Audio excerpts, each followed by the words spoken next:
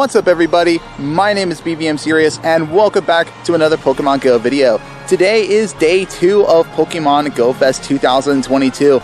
Today we're actually starting out our day here along the Ohio River at the International Friendship Park. And as you can see, we're actually in the area that was actually previously blocked off, because when we were here during the Go Toward Johto event, this whole area was completely blocked off and people weren't allowed to come through here.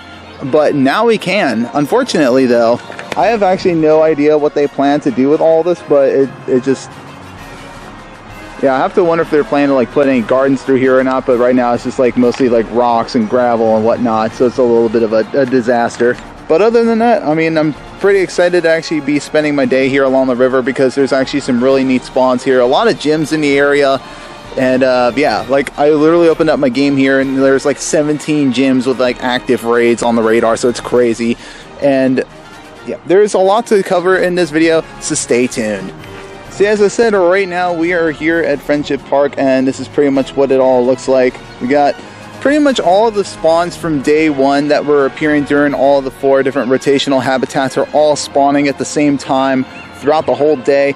And also, as you can actually see right now on screen, we actually have a little ultra wormhole, because this is actually how we're going to be able to obtain the new ultra beast Nihilego, as I previously mentioned in the last video.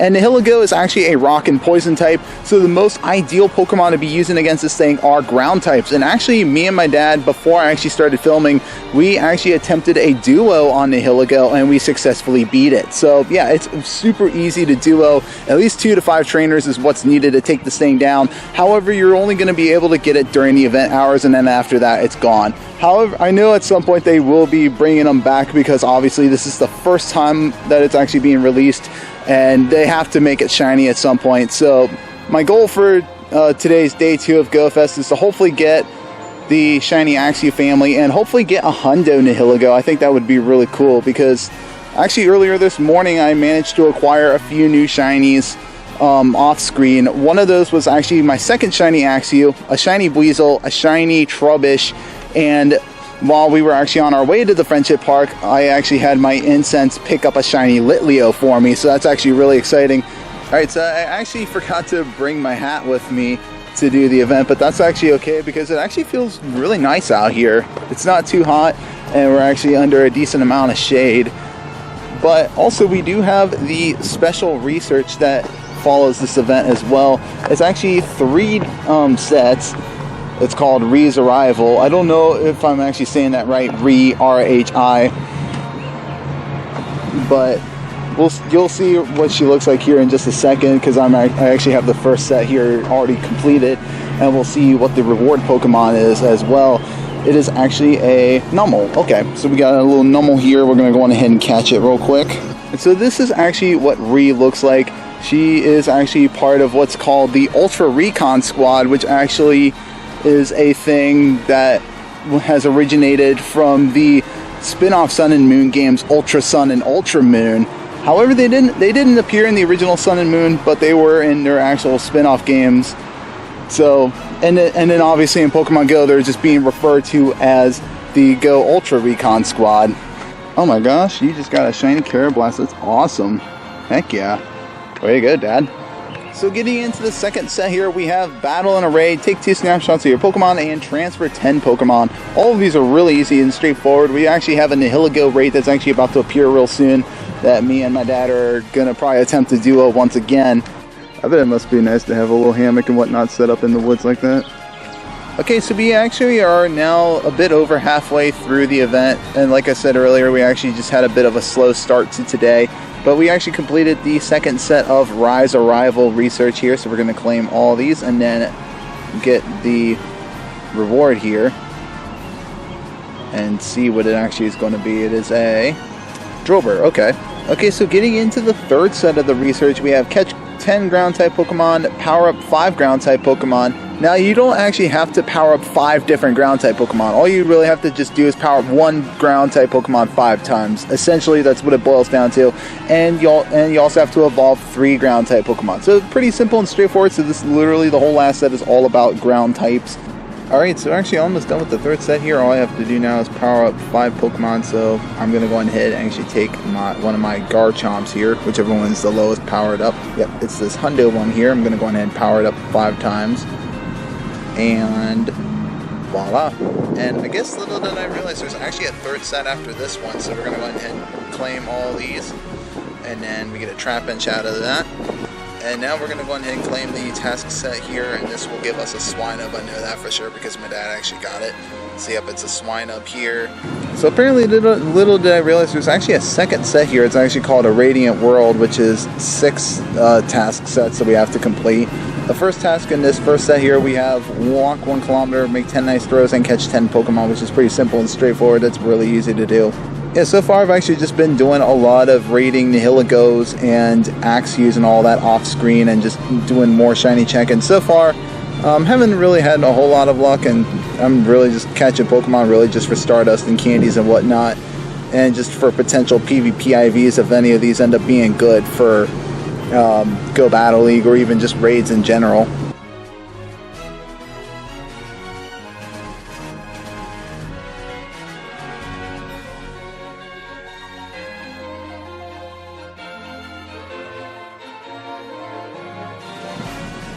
Oh wow, this is actually really cool. I've never seen like little picnic tables that are actually on rails. It's actually... Oh, okay. Guess you can't really move them then. Oh, okay. That makes more sense now. That's still really cool though. I mean, I've never actually heard of picnic tables on rails.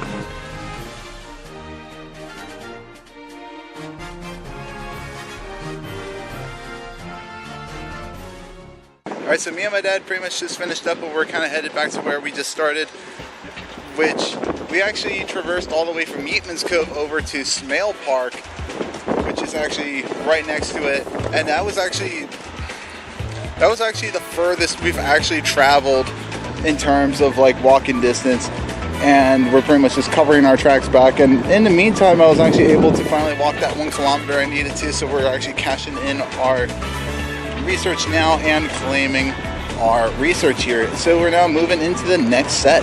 So we have catch 10 different species of Pokemon, defeat 2 Team Go Rocket members, and complete 2 field research tasks.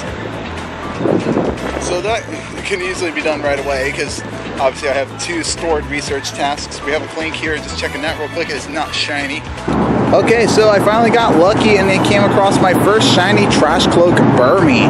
So I will use an Ultra Ball and a Golden Raz to make sure I can secure that catch because I don't want to lose this thing.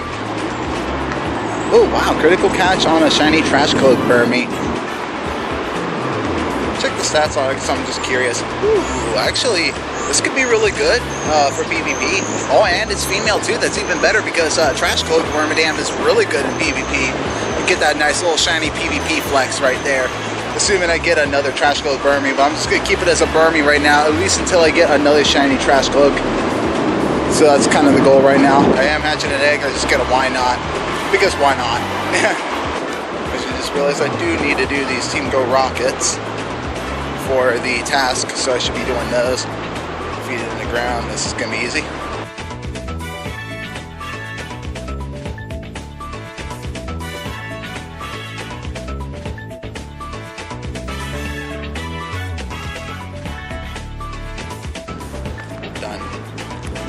So I just actually did another Rocket Grunt off screen, and second set is now complete, and we're going to dive now into the third set of the research.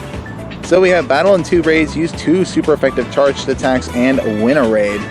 So I did manage to finally complete the third set of the research, so I am claiming this now and seeing what the reward Pokemon is that we're going to get from this. So let's see, it is going to be a Bronzor. Okay. And we're going to check out what's in the fourth set here. We have send 2 gifts to friends, play with your buddy 2 times, and hatch an egg. Okay.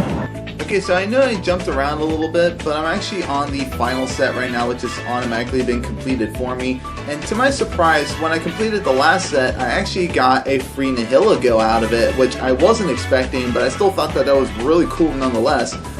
But anyways, that is pretty much a wrap for the second set of the research here. I'm pretty much claiming all the rewards now, and that is it for that special research in particular.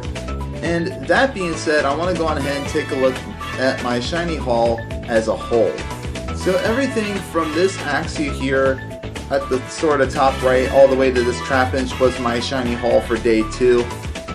A little less than day 1, obviously, because, you know, day 1 was the more better shiny rate day than Sunday was. Honestly, I think in terms of shinies, I got some better shinies on day 2 than I did day 1, because a lot of these are fairly new to me.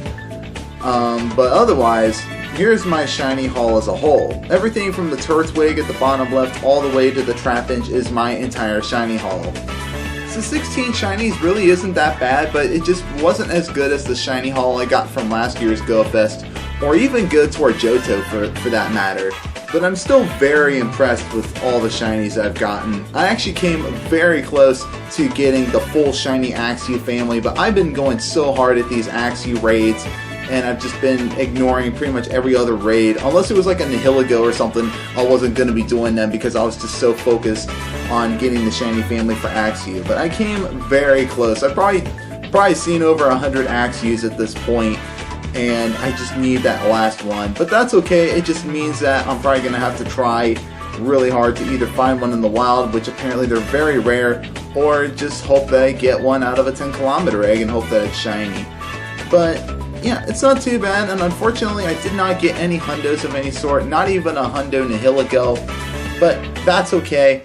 So with that stuff out of the way, I wanted to go on ahead and share my personal analysis on Nihilego and just how good it's going to be for Pokemon Go. Now, in terms of a poison and rock attacker, this Pokemon's actually not terrible, but the only downside in Nihilego is that it just doesn't have a very good fast move pool. Having only access to Pound and Acid for fast moves, if you were to run Nihilego anywhere on any of your teams in Pokemon Go, then the best fast move to use for it would be Acid in this case, because obviously Acid is a poison type move and Nihilego is a poison type Pokemon, so it would benefit from that same type attack bonus, whereas Pound would not. Now, its charge moves are actually really good. Having access to both Rock Slide and even Sludge Bomb for charge moves, those are both really good. However, it doesn't have the fast moves to really complement either one of these. Now, I do know that Nihilego can technically learn Poison Jab if you teach it through a TM in the main series games, and I know Niantic likes to base some of these movesets based off of that.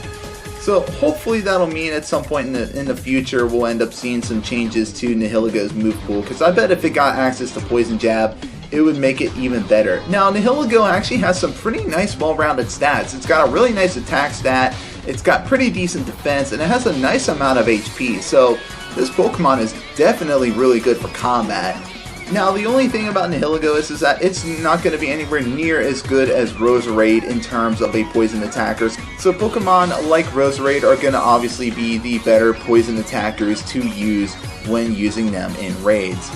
But Nihilego's actually not a bad option to use either.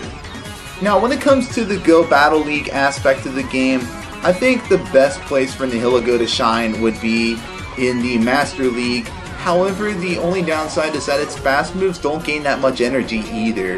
Now, however, Nihilego would actually work as a very hard counter to a Pokemon like Togekiss, because Nihilego would be able to resist the fast move of Charm, and Acid and Sludge Bomb and or Rock Slide could just absolutely destroy a Togekiss.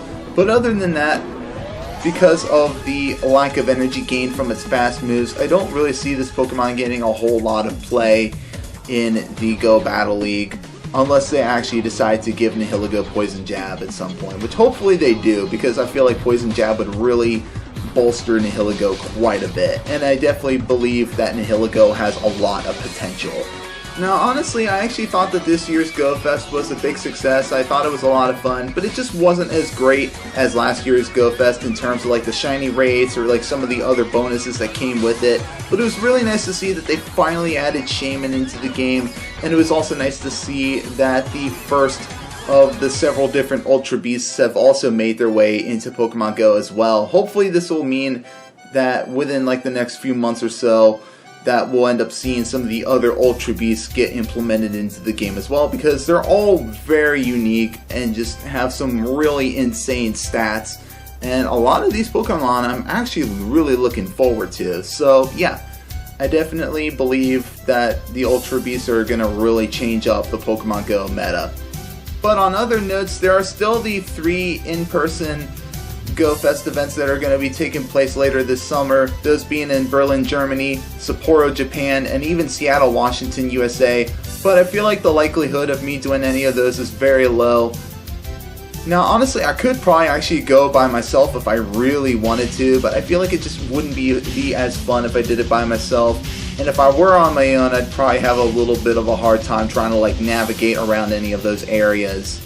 But I am still planning on doing the finale event that'll be happening on August 27th, which I'm not 100% sure what all that is going to entail yet. But more details will be coming, and when that time does come, I do plan to film it and put it on YouTube. But anyways, on that note, I'm actually going to go on ahead and I will end off this video right here. But anyways, I hope you guys have enjoyed this video, and as always, if you did, then please consider hitting that subscribe button down below. Also leave a like and a comment, won't hurt either. But anyways, that is it for me today. I'm BVMSerious, and I hope you guys have a seriously amazing day. Thank you so much for watching.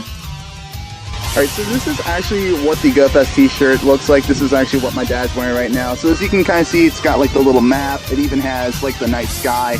And you can even see like the little Gracidia flowers on it, because that's actually what Shaymin has. Alright, so finally I actually just got lucky and I scored myself a shiny Pikachu with the Gracidia flowers. So there we go. We actually just got the shiny Pikachu with the Gracidia. Oh wow, it's a 96%. Dang.